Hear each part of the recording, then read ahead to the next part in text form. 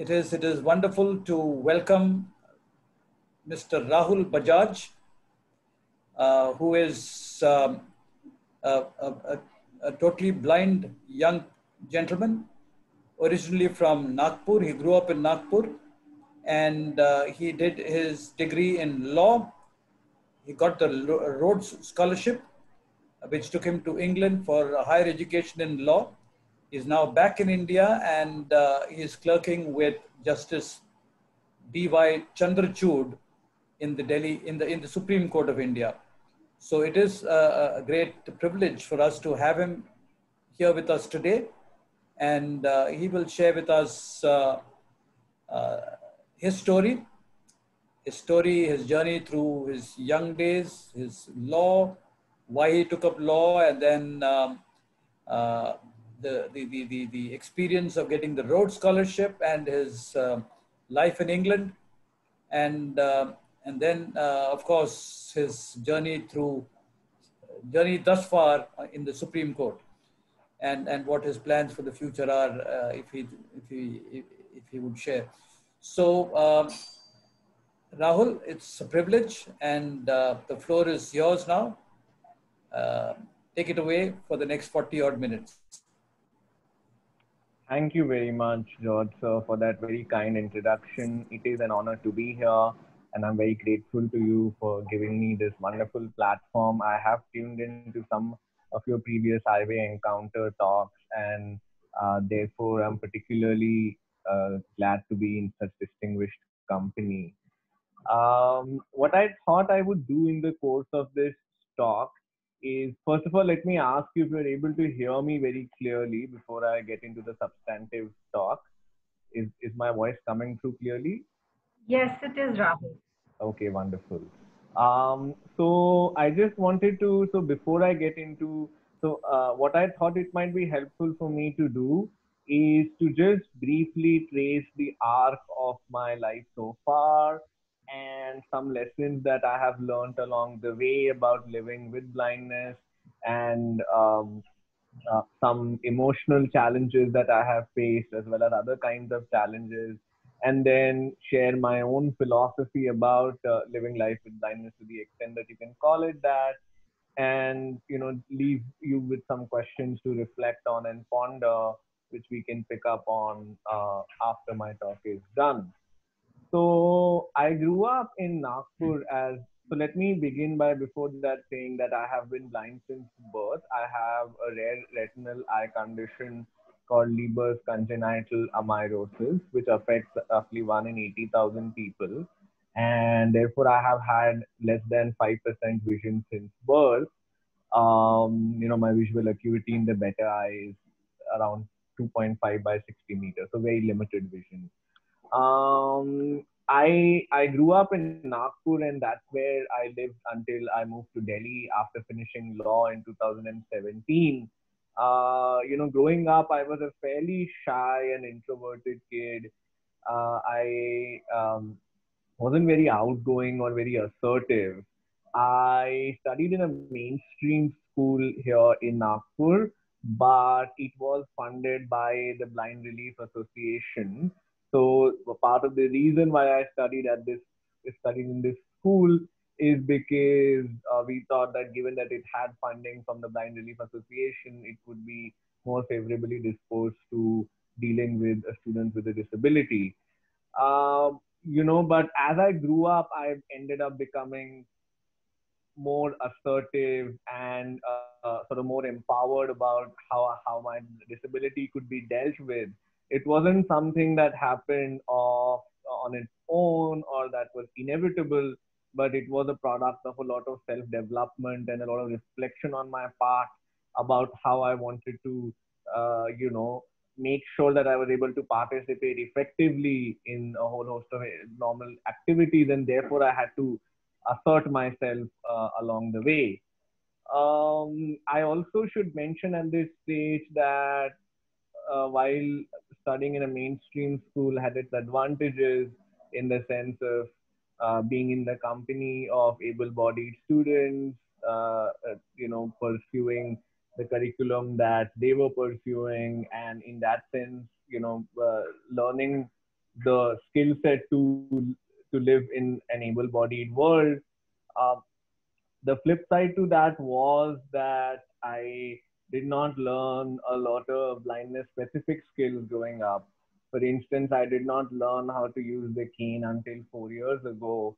I did not learn Braille growing up, and later on, I realized, although at that point the thinking was that technology had made Braille obsolete, I began to realize as I grew older that it can have a number of uses in everyday life, and therefore around 3 years ago I started learning it, and even now I'm a fairly basic Braille reader.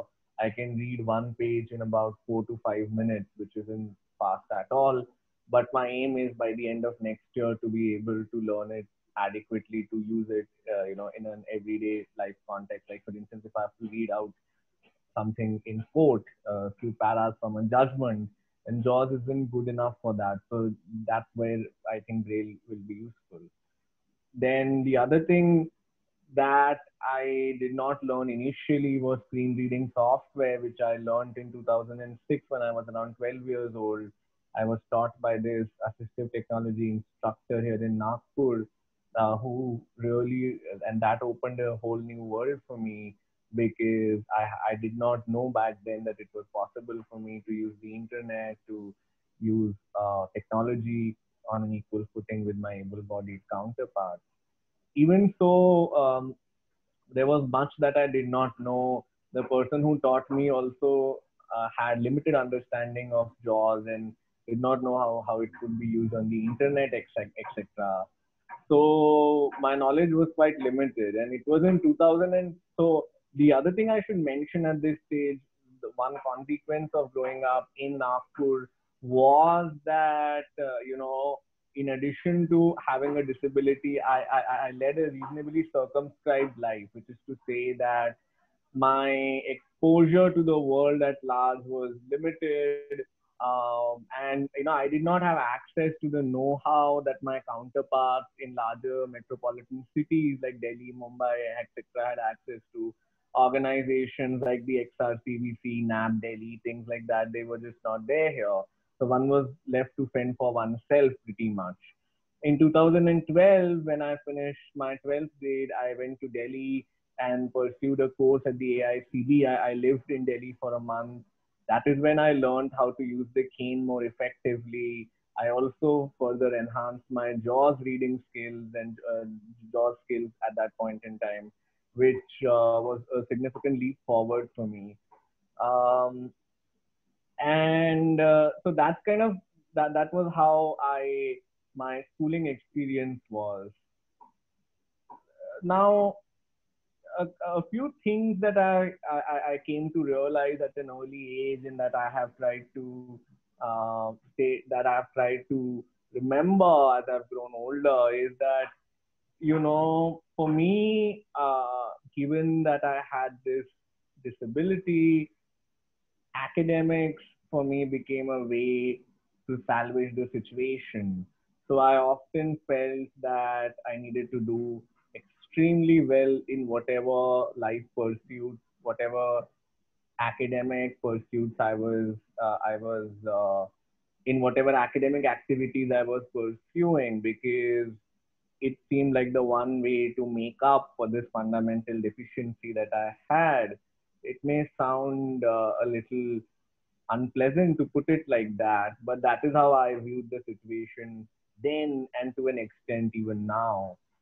The other thing I realized was the importance of focusing on what you can do rather than on what you cannot, which may sound very simplistic and sort of very cheesy, but it can be quite a life-changing insight if you are a disabled person, because there is often the feeling that the nagging sense that there are things that you cannot do, and that can really ground you down, make you very despondent about life. So therefore, it's really important to try and continue focusing on all the ways in which you can contribute, on all the things that you can do, rather than on what you cannot.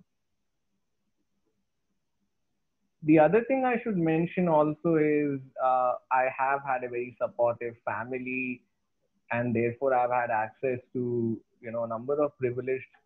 I've grown up in conditions of privilege that many disabled people in this country do not, in terms of having access to resources, whether it be sighted support when I needed it, access to mobility, to a vehicle with a driver, something as simple as that, or assistive technology that I needed, like the iPhone, JAWS, etc.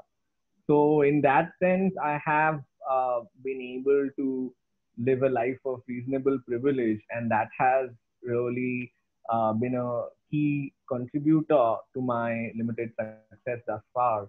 But the flip side to that is also that one ends up living with, because I've had access to these resources, I lived in, like my family was fairly protective of me in terms of whether when it came to going out on my own, traveling independently, having a life of my own in a sense. And it has taken a lot of persuasion, effort, arguments to get them to see things my way, and it still remains a struggle in certain areas, but it has gotten significantly better. With over a period of time, they've come to realize that they need to put their foot off the accelerator and let me commit my own mistakes to allow. So, for example, when I'll talk about this a little later, but when I went to England, that was the first time that I started living on my own, which might sound fairly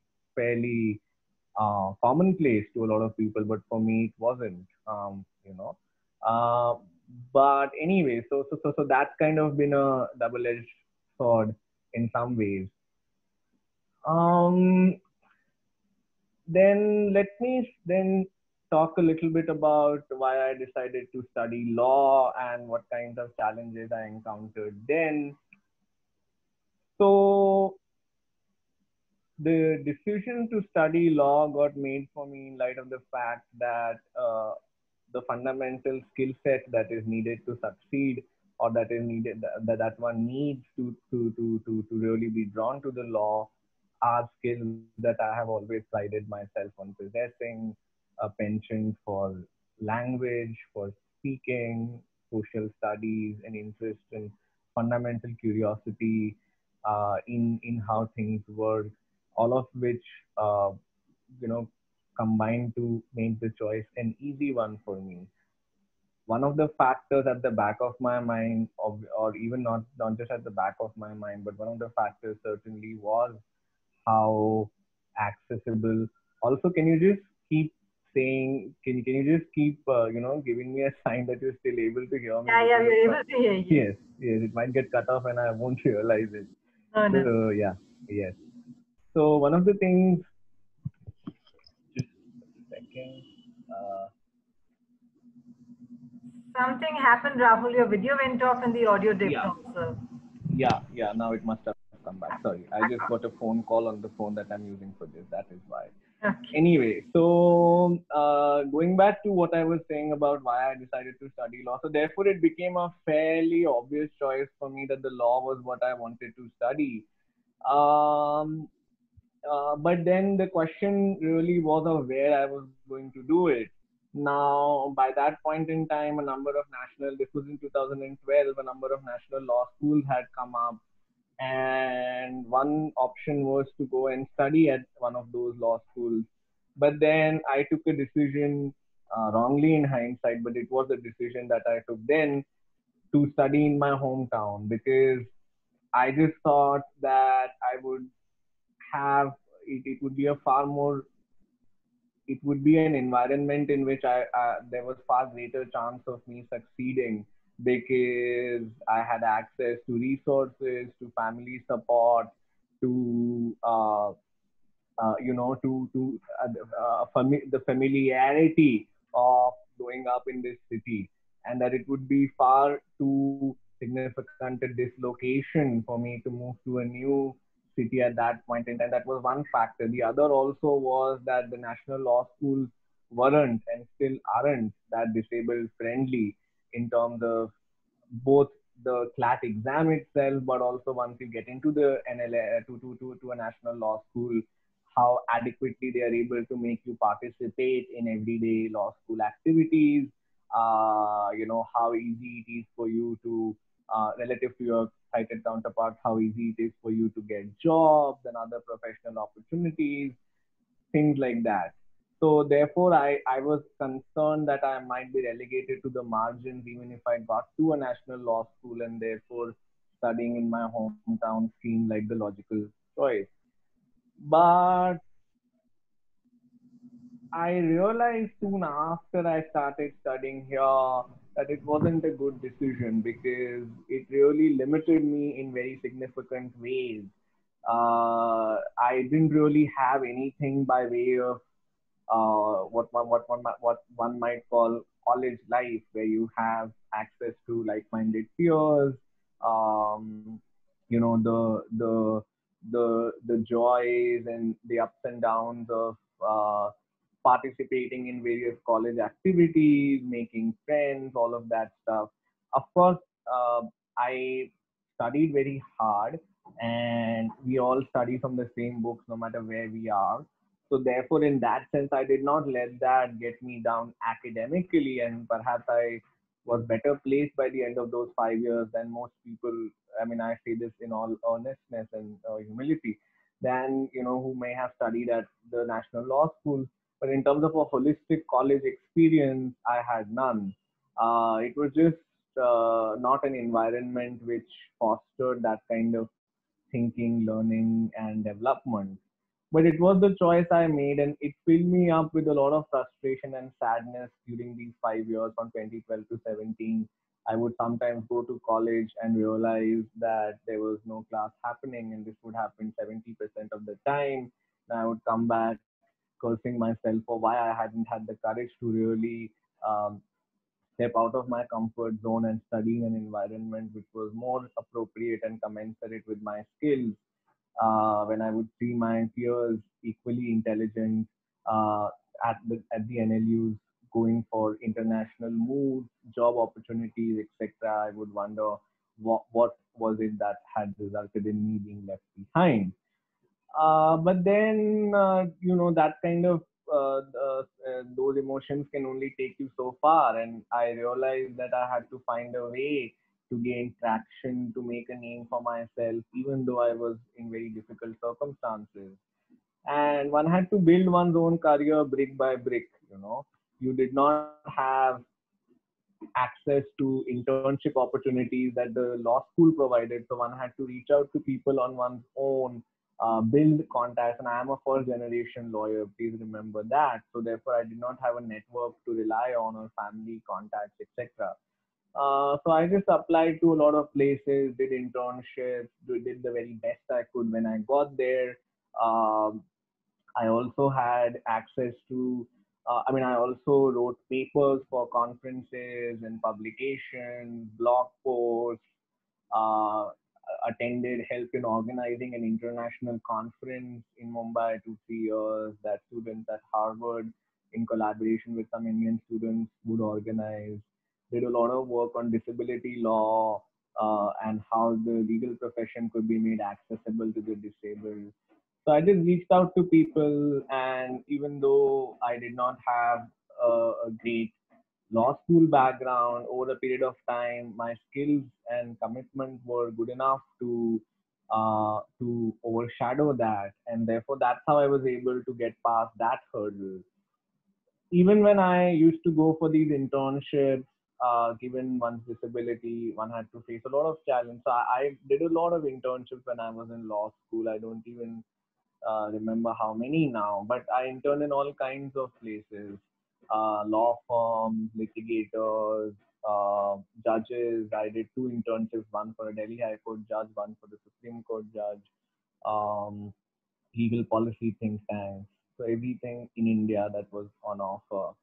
And the one issue that I faced was that a lot of places they were extremely unprepared to accommodate my needs, or did not even know what those were. they, I often tell the story of this one law firm that I went to, where which was a litigation firm.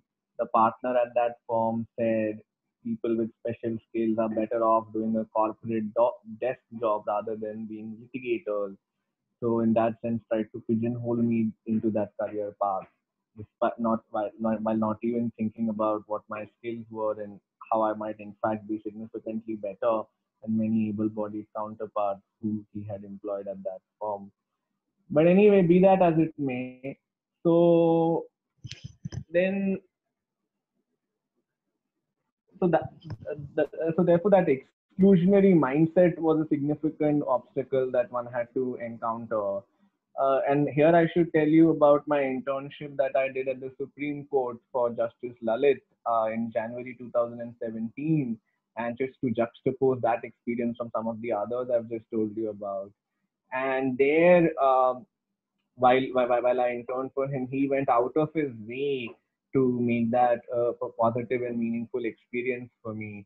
He made sure that at that point the Supreme Court used to use only physical files exclusively.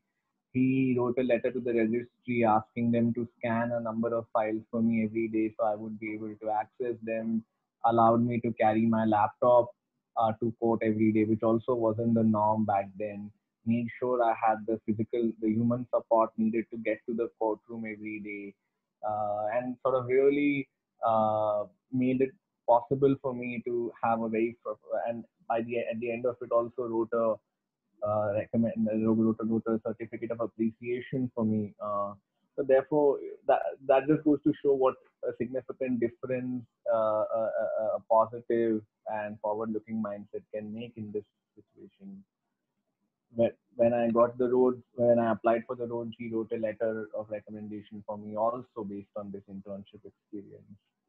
So now let me talk to you a little bit. So after I finished law school, I moved to Delhi, as I mentioned in the introduction, and I worked for a year at a law firm called Trilegal in Delhi, and that was a fairly good experience. I realized that law firm life wasn't really for me, and it was never my intention to work at a law firm for a long period of time. It was just something I wanted to do to explore that part of the law and to develop certain productivity skills in terms of learning how processes are managed at these firms, which I could use in other life domains, which where it would be more useful. So it was a fairly challenging but interesting 1 year at the law firm, and they also did what they could to make things accessible to me. For example, they bought Fine Reader 14 for me because a lot of legal documents are still in image-based PDF form, and I had an older version of Fine Reader which wasn't up to the mark, so they purchased the latest one for me. And then it was while I was working at Trilegal that the idea of applying for the roads first began taking shape in my head. And I initially was quite uncertain about how I would do in that process, as everyone is, I suppose. But in my case, it was significantly greater. That I can't say, but it was greater, no doubt about it. Because one wasn't the Rhodes Scholarship, as you know, is traditionally associated with people who, at least in the popular imagination, who have demonstrated physical ability, who are athletic, and that kind of athleticism is inextricably bound up with the Rhodes Scholarship in the popular imagination. So I didn't really think that I would be a good fit for it, because while I had a good profile in terms of meeting the four criteria they look for, I wasn't really sure if I had the kind of candidate they normally look for. But I decided to apply nonetheless after some reflection, and I got it, as you know. So that really opened a whole new set of opportunities for me, and gave me an excellent platform to share my vision and message and ideas with people through, because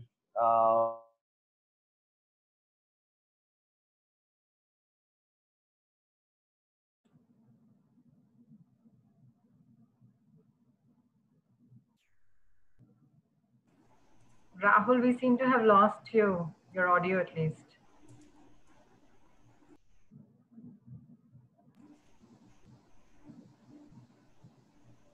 We can't hear you, Rahul. Rahul's picture is also frozen. It's probably an internet issue.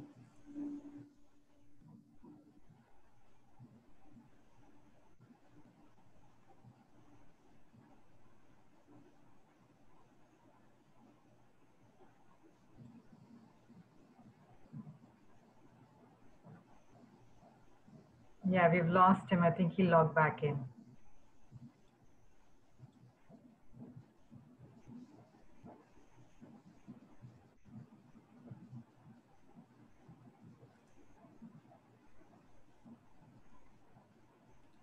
So Rahul has got disconnected. He is probably trying to reconnect.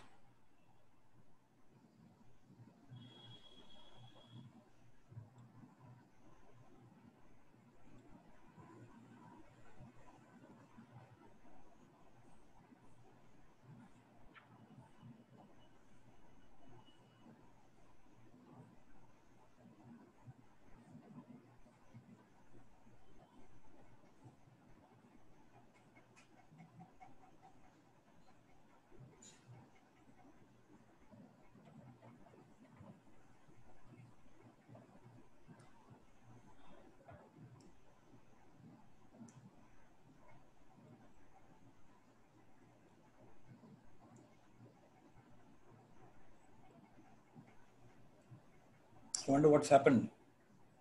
I think it could be an internet thing because it suddenly froze his screen. Yeah. You want to call him? If I call him, it will be on his phone, on which, let me just do that.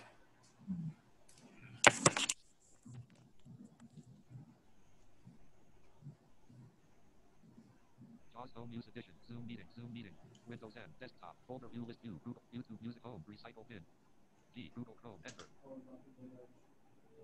New tab dash Google Chrome. Control H, scanner, history. Page has one reach escape. Alt tab, Zoom meeting, Alt tab, history dash Google Chrome, history dash Google Chrome, history. Close document window, Zoom meeting. Windows D. Windows D. Windows 10, desktop, folder, YouTube. Okay. All right. Address and search bar, edit. Address and search bar, type in text. Okay. Control+L, C. Step 4, Zoom meeting. Windows 10, desktop, folder, YouTube, Music, Google Chrome. Home, recycle bin. M, Mozilla Firefox, enter. Zoom meeting. Mozilla Firefox start page dash Mozilla Firefox D, Navic C. I selected, tipping.co.and enter. Search clear edit, type in text. Mozilla Firefox start page dash Mozilla Firefox. Blank. Mozilla Firefox HR, M selected. Flip, M selected. Alert, Renu Jain has joined the meeting. Yeah, Rahul has got some internet issues at his end, and he's just trying to Figure it out. Okay. Yeah.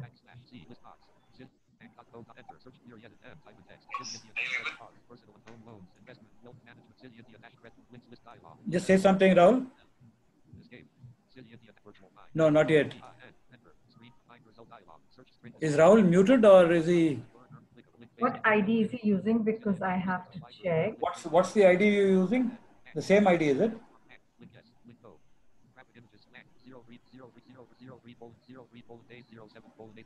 Hello? yes, you should be able to hear me now. Yes. I hear you now. Can you see me also? No, not yet. Now you you can. should. Yes. Okay, good. I've changed the network. I'm sorry about this. No problem. All right. So I was telling you about the experience of working at Trilegal and then getting the roads, and how I wasn't sure if I was a good candidate for it. Let me then tell you a little bit about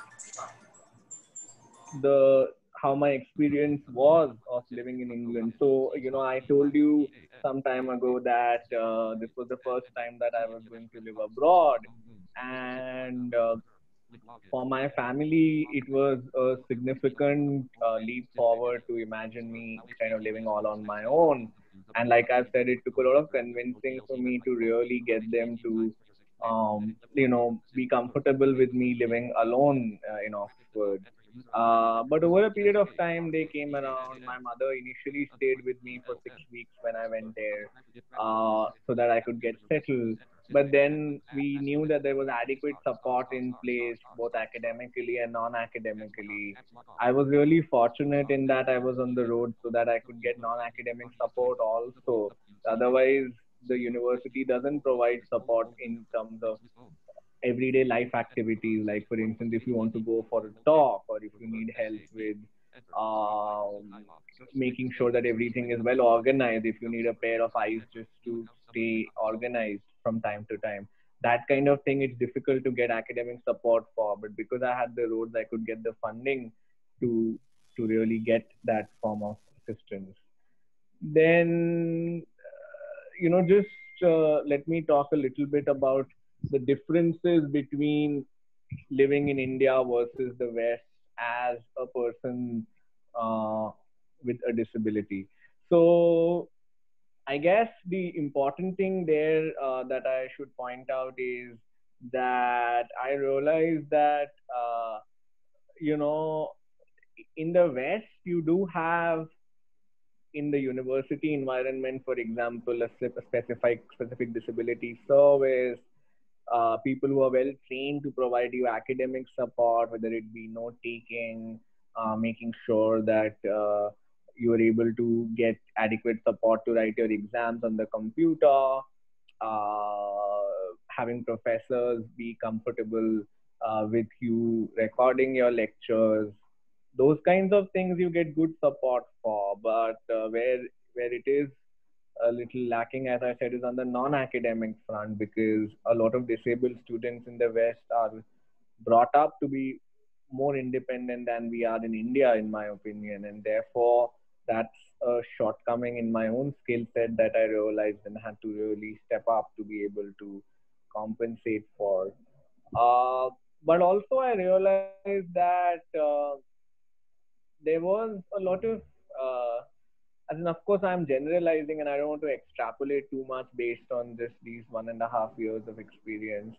I also felt that the disabled people, a lot of them I met, didn't really have the same determination or assertiveness as a lot of them do in India, because much of it was institutionally driven. Okay, my college will do this for me, my support system will do this for me. Here, because we don't have any of that, we are forced to become more independent and more assertive. So that was an interesting insight for me. Um, then let me talk a little bit. So then after that, one of the things I was also reflecting on when this experience got over was whether I wanted to come back to India or live in the West, because on the one hand, you have significantly more accessibility in the West physically in terms of infrastructure. In India, you get human support much more easily, whether it be a driver, cook, sighted help to get to places if you need it, um, someone to read things to you. That kind of support is more much more easily available. That is much more easily available in India because human labor is much cheaper. So that was the trade-off really. But then for me, it became a choice between the concrete opportunities that I had access to more than just the country that I was living in, because it didn't seem worthwhile for me to just stay there and flounder around while I had skills that were more useful here, and that could be more that where I could sort of work in the upper echelons of the profession here. So therefore, I decided to come back, and that's a choice that I still often reflect on, and I'm not sure if I made the right decision, but it was the decision I made, and it wasn't an irreversible decision. If the right opportunity comes, I might still go back for some time, and but my plan is to settle down in India in the long term. Now, I started working then with Justice Chandrachud, as George sir mentioned in the introduction, and I'm clerking for him now, and this is a 1 year opportunity. It seemed like a wonderful opportunity to learn from one of the best in the business, yeah, because my aim is to be a litigator after this. So I wanted to really understand the legal system from the vantage point of a judge over an appreciably long period of time. An internship is just like a month long, doesn't really give you a full understanding of it. But being there for a year, I thought would be quite meaningful. And the other side to it also was that Justice Chandrachud head the committee at the Supreme Court, which oversees the digitization of courts across India. And therefore, I thought it would be a great way to push for some systemic reforms to make the court system more accessible to the disabled. And that's something that I've done a lot of work on with him since I started. Um, but there are still a lot of challenges that remain in the law for a disabled person. Not being able to work at the same pace as your able-bodied counterparts, no matter how fast a reader you are with JAWS, you just don't have the same facility with skim, the same capacity to skim read as your able-bodied counterparts do. That slows you down. There is often handwritten materials that you need to negotiate and take sighted help for. Court websites still use CAPTCHAs. The Supreme Court website has a CAPTCHA without an audio substitute, and hopefully it will be removed this week, is what I am told. Uh, then filings are still, although now they are moving into the soft copy mode because of the COVID pandemic, it's still not fully accessible because they still use, they don't, what they do is to print out their documents and then sign it and then scan them. Scan the quality of scanning is sometimes not up to the mark. So as opposed to just converting whatever they use from Word into PDF, which would make it more accessible, they print and scan it. That really causes a lot of avoidable accessibility barriers because in the law, specifics are very important. Dates, numbers, specific items, and those things you can sometimes lose out on in the OCR process. I'm not saying these are still not very significant obstacles, but they all add up in the end to make things challenging. Um, then another one is databases. So one of the main databases that is used called SCC Online for conducting legal research is significantly inaccessible to the blind still. There are substitutes and there are workarounds, but that does slow you down and make you dependent on sighted people to an extent. But I should also mention that in Justice Chandrachud, I have a highly supportive boss who's willing to go the extra mile, like I said, on the CAPTCHA issue. And there are many other issues where he has himself taken the initiative to push for meaningful reforms to make things better. And he once said to me that this is as much your fight as it is mine. So, or I should say the other way around, this fight is as much mine as it is yours. So therefore, in that sense, he's significantly committed to, walking the talk on making sure that things are accessible to me. Then let me just finally conclude by talking a little bit about what having a disability has meant for me. I've kind of traced the arc of my life thus far, but just some broad reflections to conclude. So one is, when does one feel the pinch of having a disability still? One is able to succeed reasonably and do what one wanted to, but still there are times when you feel the pinch of having a disability. And when does that happen? So whenever you feel that you find yourself floundering in any life domain, whether it is not getting a job that you want, not being able to work as fast as sighted colleagues, not doing as well in an exam as you would have liked to, you just feel that there's an added sense of sadness and dejection that you feel than everyone else does. Because in all of these things, the fact of the matter is that your disability does add an additional layer of complexity in being able to do things, right? So it's not as straightforward as it is for a sighted person. not to say it's straightforward for them, but it's relatively less easy. That nobody can deny. And therefore, when you fail or flounder, you just feel that pinch so much more strongly than you do otherwise, even now. Then, but the other side to that of having a disability that I've come to realize is also that it really uh, means, if used rightly, it gives you the opportunity to engage in a lot of self reflection and acquire a lot of clarity about who you are, what your aims in life are, what gives you, what gives your life meaning and a sense of purpose. Because you just don't live life on autopilot the way the average able-bodied person does. You need to really think through things a lot more deeply, and ways of doing things, ways of overcoming challenges. And that can help you cultivate a sense of personal depth and thoughtfulness, which your able bodied counterparts might lack. Then, and you'll see that a lot of sighted and able bodied people, I find, even those who are extremely successful, fellow students at Oxford or people who've achieved great success in their lives, using kind of materialistic yardsticks, are still not there in terms of having that kind of approach to life, or that level of depth. So it does make you, in some sense, wiser beyond one's years, having to face adversity of this kind.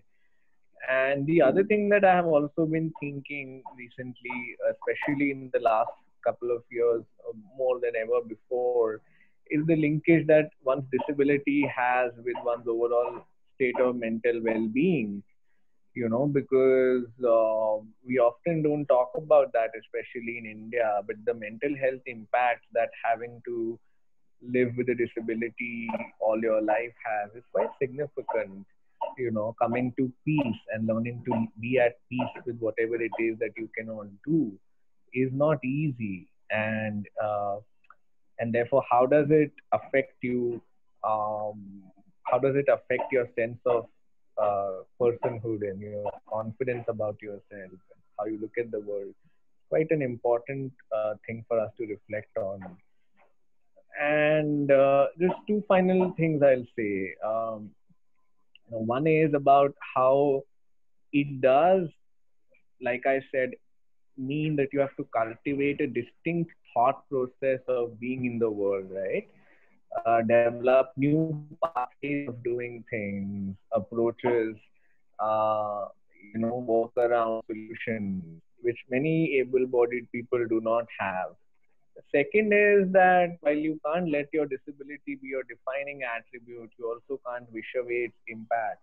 You have to really learn to balance those two things. And the final thing I'll say is that one thing that I've come to realize, especially in the last few, especially since I got the road, is that succeeding as a person with a disability, and I don't claim that I have succeeded, but striving for success can make you a symbol for other people who face great challenges in their lives, and it kind of helps you cultivate that sense of camaraderie with them, because you've lived a life of struggle and challenge as they have. And therefore, that's a very valuable perspective that you can cultivate. That's where I will end, and I'm happy to take any questions. Thank you, Rahul. That was indeed informative. Thanks for sharing your journey and your life with us.